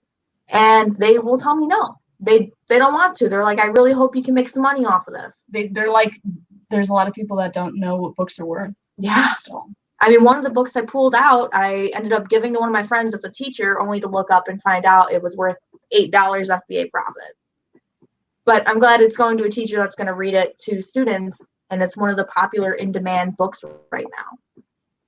But yeah, that's one thing that at least we've noticed. So I'm glad that you're able to get everything that you can, and that you talk to these people, and you get backroom access when you can, and that you make these connections, because you're great at it, Romer.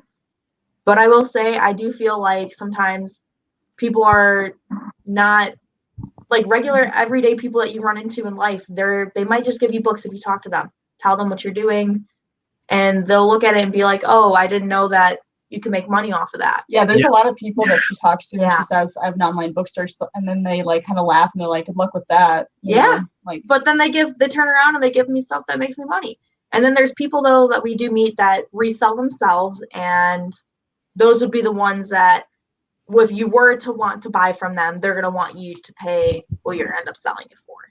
That's what I found, is buying from other resellers doesn't really work. sometimes. Wait, say that again about buying from other retailers. Like we went to an estate sale. Yeah. They were Oh, they were like yeah. white. Might have meant like Amazon sellers or something. No, Well, just it sellers in depends. general. I mean, the people that try to nickel and dime you, like Yeah. there was this estate sale, we had this horror story. oh, We went, yeah. and they were white trash, basically. But they weren't upfront about the prices they were selling. They had told us originally on the phone $1 a book. and then we go there, and then we're halfway through, and then he knows that we're resellers. So he went in and started looking all the books up online, and Yep. he started writing down. We saw the notepad, the name of the book, and what it was selling for as new. And he wrote that price down. And he was saying, well, we know you guys are going to be making a pretty penny on these books. So we want to, obviously we have people to pay too, because we're in the estate sale. They're expecting us to get money for their books. So we want to make sure you're giving us a fair price.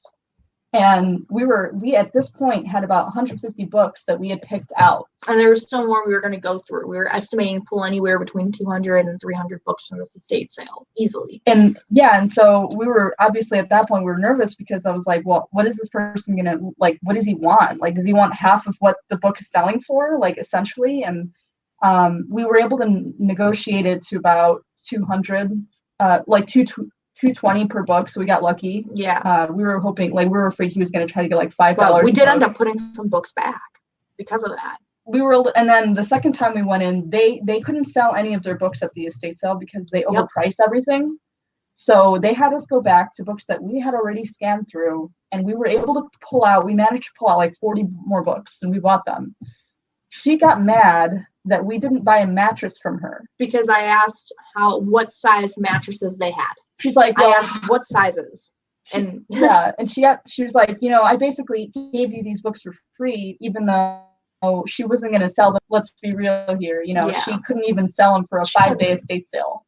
7-day. 7-day estate sale, and they had to put another one out just to try to sell the books. But on top of that, like, she contacted us 2 or 3 times after the first time we went, wanting us to go back and buy more. And we kept saying, honestly, we kind of got what we could.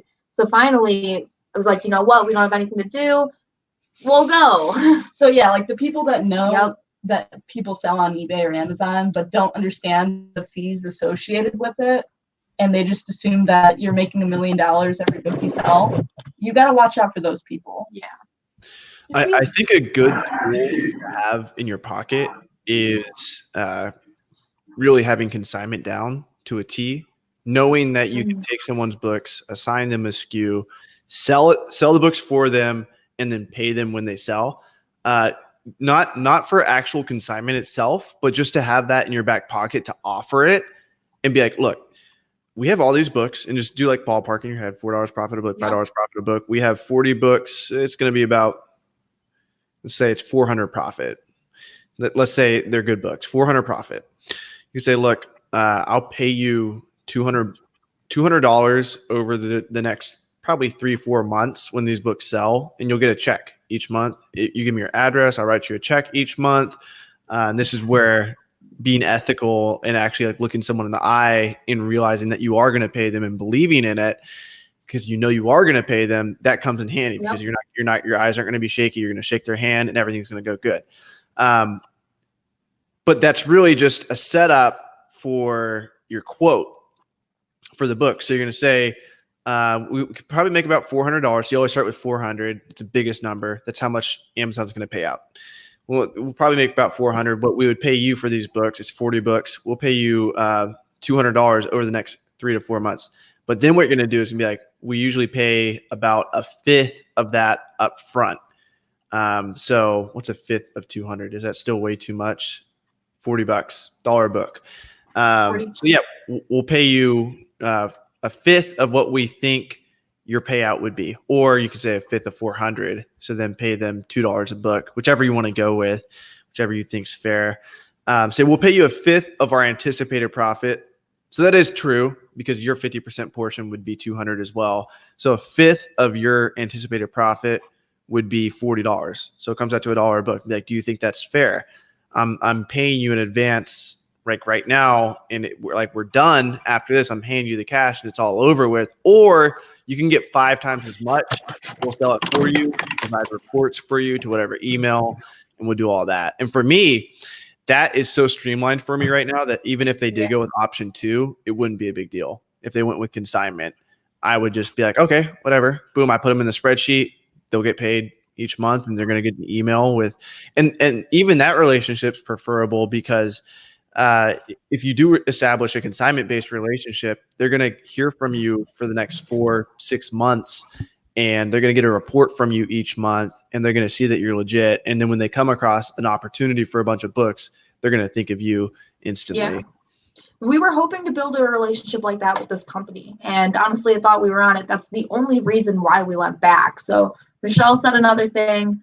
At that point, I would have said $2 a banana box. So if we're going back to the book sale or the estate sale a second time, that was something we kind of wanted to work up to with them. And this was the first estate sale we had with them. And we went to the house before they even had the actual sale. And then we went back about a month after the sale. So we really only went back just to try to refresh their minds that, hey, we're here. Because they called us over from one other book sale one time, but we only got 8 books from that one compared to the over 100 we got from the first one. So we were working on that, but their reaction to the whole asking about the mattress harassing Katrina. Yes.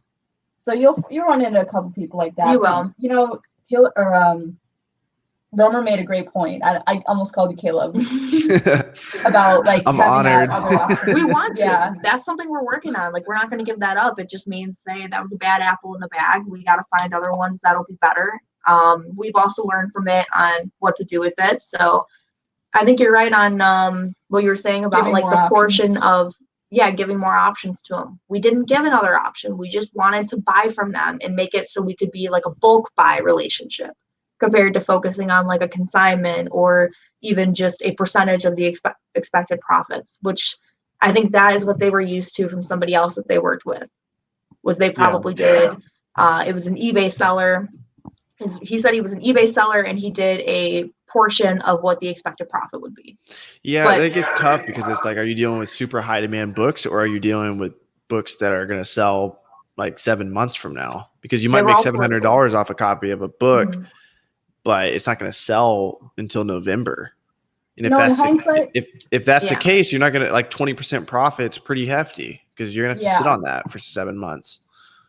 And I mean, looking back at it now, I'm really happy we didn't do consignment with them because they'd be one of those people that would email you every week, like, hey, what did you sell this for? Or it could have been higher, you know, maybe. Yeah. That kind of showed us too a little bit of we want to be a little more selective of who we work with. Yes, we are offering a service, so we are a value of them. We need to make it known more that, hey, we're offering a service for you. So for them, we wanted to clear out all their books is what we were working on, but didn't get to that. Have you personally run into people like that you consign with that are just a nightmare? Like they're more of a hassle than you make enough to worry about them, I guess? But it goes back to that point of the manual, making the perfect manual. You want to find the worst employee possible so you can make the perfect manual. Okay.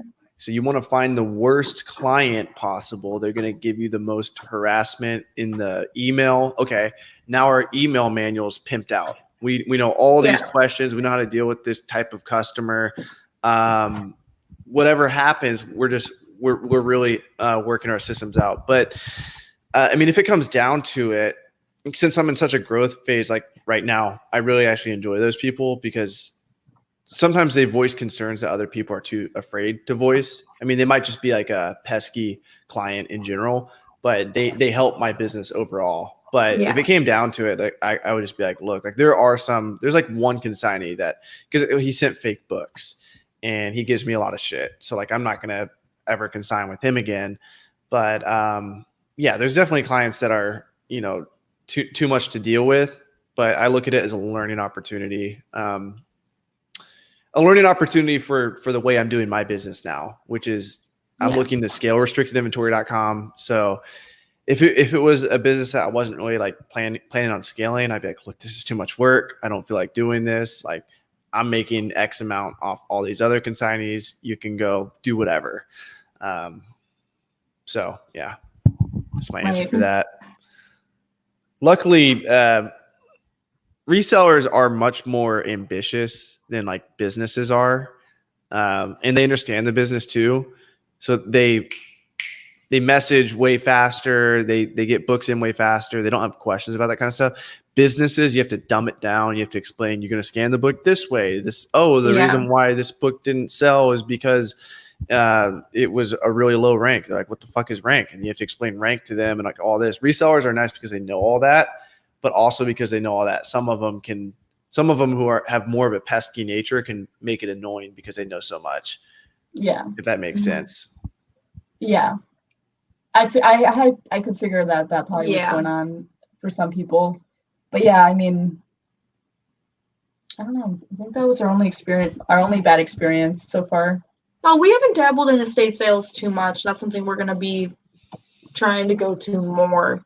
But I think for the most part, it's really just continuing with the networking and like convincing the estate sale people just to be able to scan for you, like the people that run the estate sales, because that would be scalable. Be like, look, I know you guys have trouble with getting rid of these books at the end, but like check out this app. Like literally, there's some of these books that are worth like $80. Explain it to them, and then be like, all you have to do is download this app. We'll provide you a login.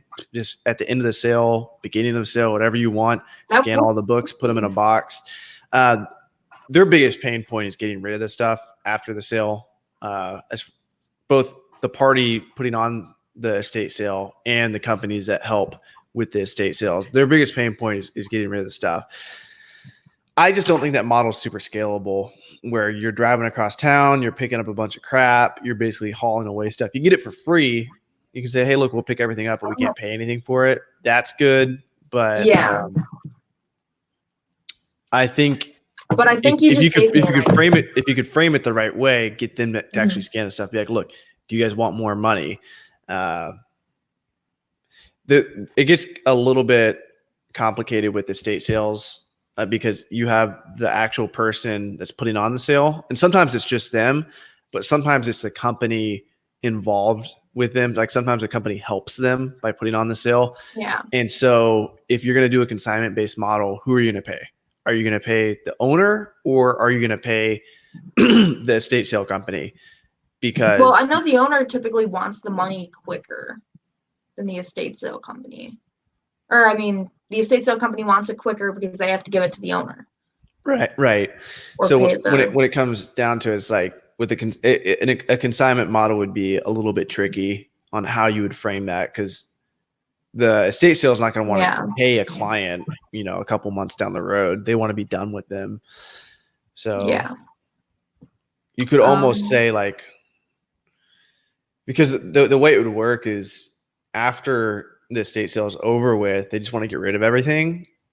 But it would be kind of like sketchy for the company to go back through and scan stuff without paying them. So they might have to pay the owner, like, look, pay the owner 25 cents a book for every book that wasn't bought during the sale that you have interest in.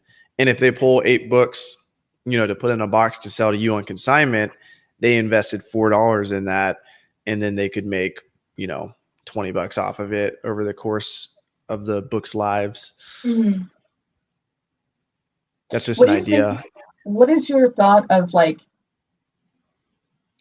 for estate sale companies or libraries, for example, what's stopping them? Like if you teach them how to scan books, like this is something that I've thought in the back of my mind is like, if we're telling all of them all of our secrets about, obviously we're doing hidden mode, but then at the end of the month, they're seeing how much books they're selling for and how much they're making. It's Amazon's a lot of work. It's like, are they going to watch my new price videos? Are they going to learn how to dispose inventory? Do they know how to upload an inventory loader file?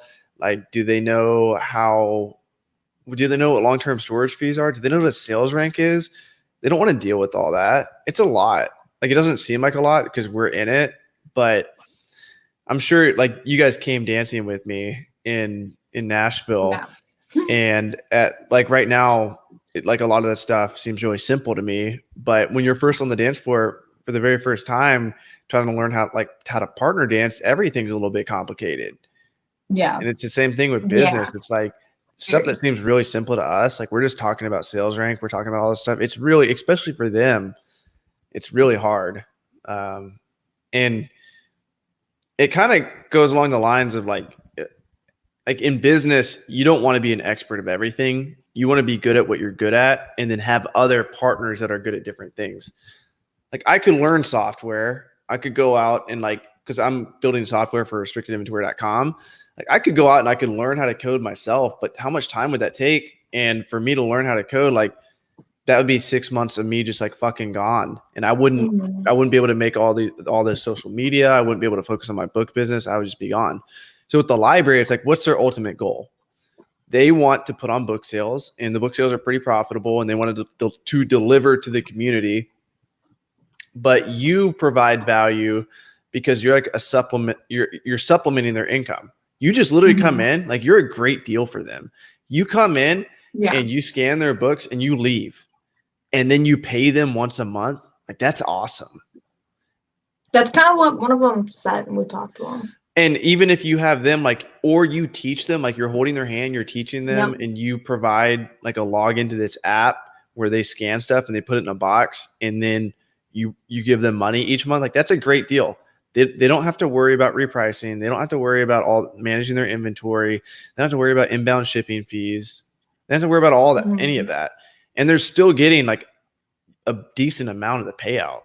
Like you're still paying them like 40, 60, 50%, whatever you decide on. That's pretty substantial. Yeah. Yeah. They're making a lot more money than just selling it individually. Right. But no, I mean, it is a lot of work to sell it. There is always that chance that they could go and start doing it on their own, depending on if they have a huge team. Yeah, because there is a library that's there are libraries that do sell on Amazon, but I don't really know like if they're even doing good. There's a lot of libraries that don't have enough people to help them even manage it. Yeah. Somebody said, Goodwill has started scanning and you're buying more than most individuals would. What up, Money Badger? Yeah, Goodwill's been scanning for years.